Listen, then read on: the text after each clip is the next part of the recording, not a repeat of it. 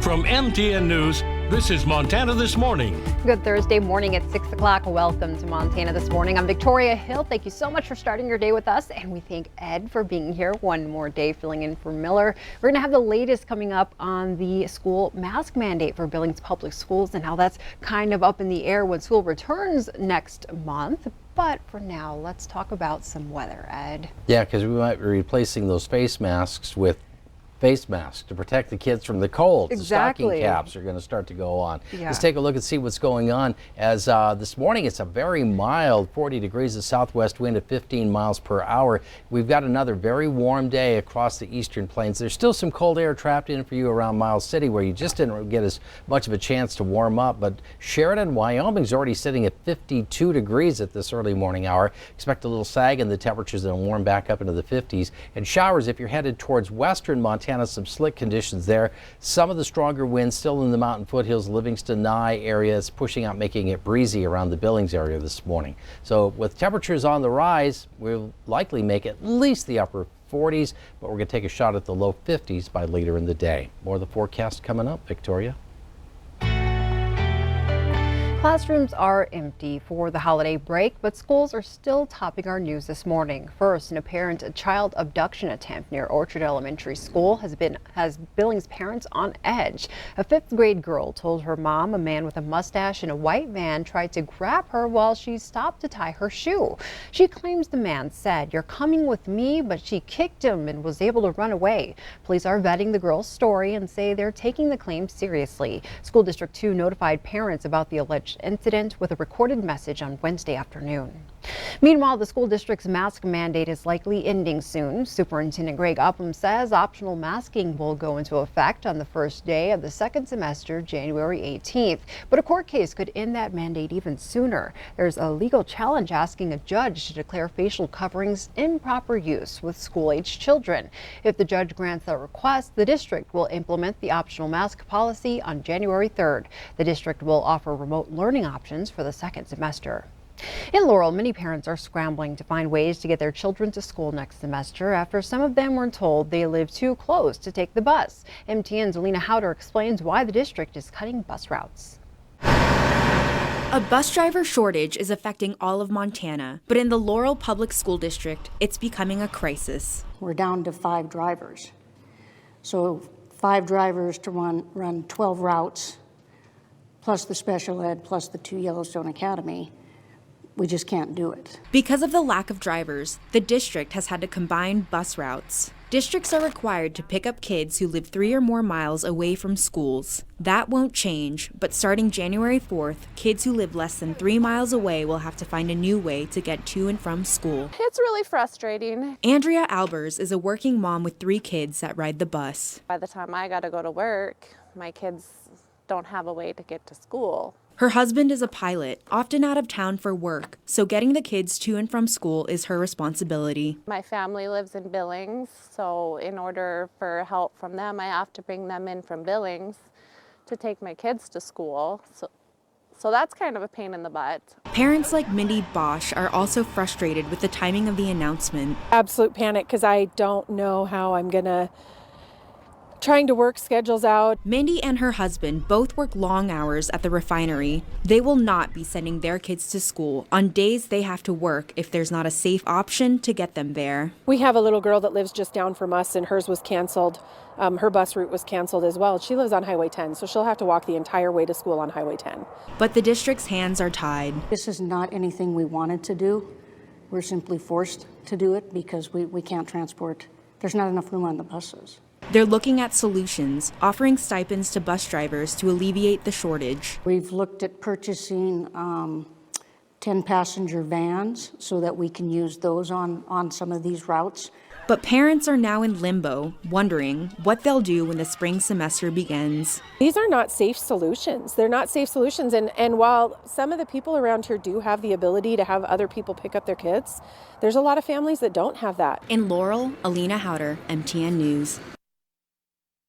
Thank you so much, Alina. Billings residents, be on the lookout for mail thieves. 2 women were spotted pulling envelopes from a mailbox at a West End home and taking pictures of them. The homeowners say they believe the only reason their identities were not stolen is because a neighbor confronted the women and they left empty-handed. Authorities say this time of year, criminals often look inside mailboxes for cash and gift cards, but they say you need to take steps to protect yourself from mail theft.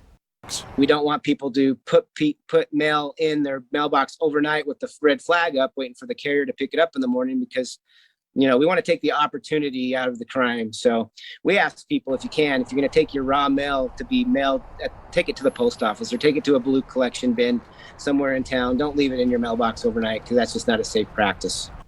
Another idea is to buy a mailbox that requires a key to be open. The Weston family also says they purchased identity theft insurance for their bank accounts.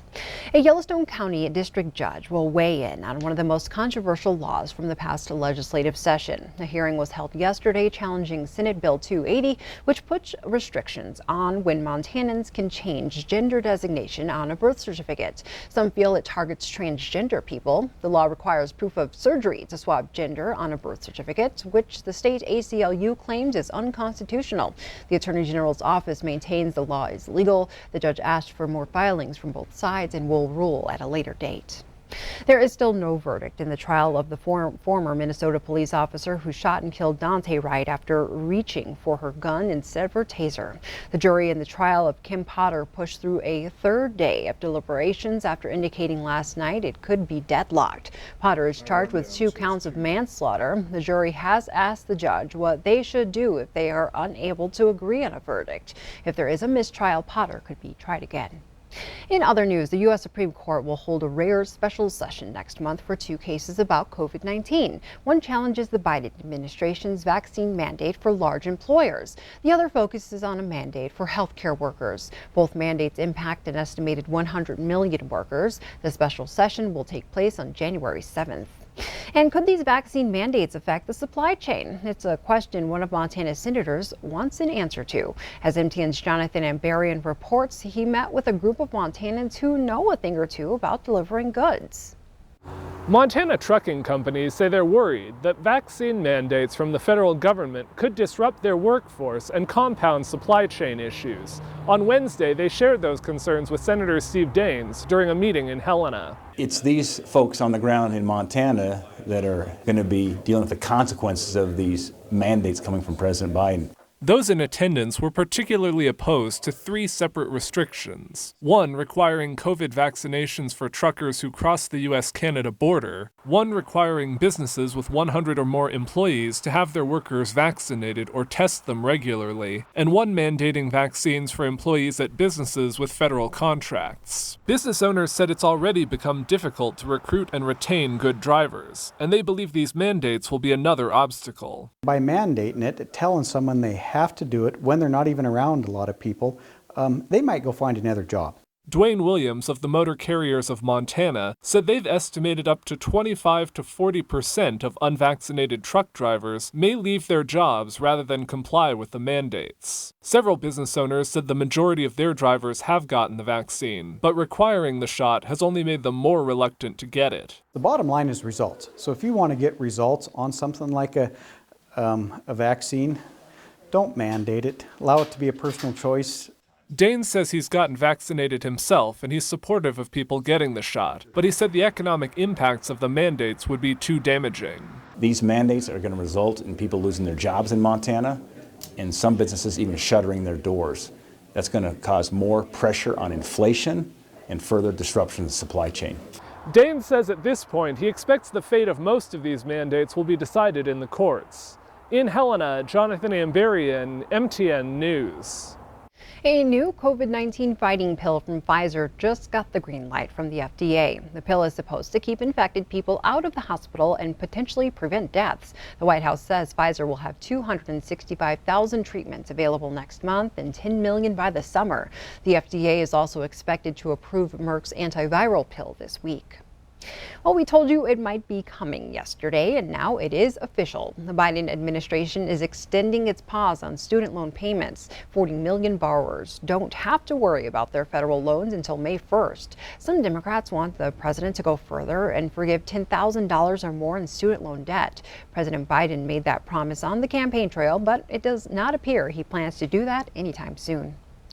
President Biden is saying again that he will run for re-election in 2024, this time adding he'll do so if he's in good health. He says he is right now. President Biden also says he'll be more likely to run if former President Donald Trump is the Republican nominee.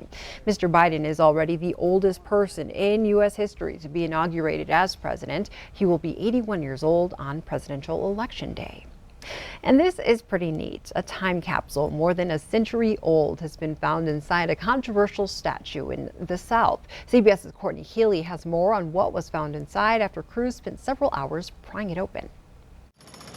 A surprise discovery. A time capsule found last week buried more than 130 years beneath a statue of Confederate General Robert E. Lee was opened in Richmond, Virginia. It wasn't that it wasn't meant to be found. It wasn't meant to be found easily. Crews uncovered it while working to remove the pedestal where the Lee statue, long seen as a symbol of racial injustice, had stood until its removal in September.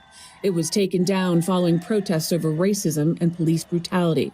Inside the capsule were 3 books, including an almanac from 1875, a cloth envelope, a pamphlet, and a silver coin. I think it's part of the mystery of maybe the lost cause.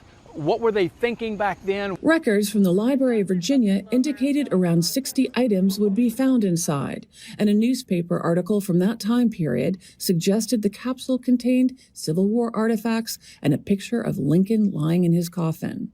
Instead, just those 6 items and the 3 books appeared to have suffered severe water damage. There were no open-buy dates prior to the 1920s, 1930s. They put these time capsules in with the expectation that they would last in perpetuity. So it's like, well, why would they do that? Virginia Governor Ralph Northam says it's an important day for the history of Richmond and Virginia, and that the books will shed light on what people were thinking in the late 19th century. Courtney Keeley, CBS News. The governor's office announced plans to replace the time capsule and called on residents to submit objects that honor the Virginia of today. Thank you so much for being here with us this Thursday and watching Billings' only local morning newscast. Still ahead, don't put out cookies for Santa this year. The big guy wants chickpea and lentil loaf. We'll tell you about a campaign to bring more pulses into our Christmas cooking. The time is now 6:12. We will be right back.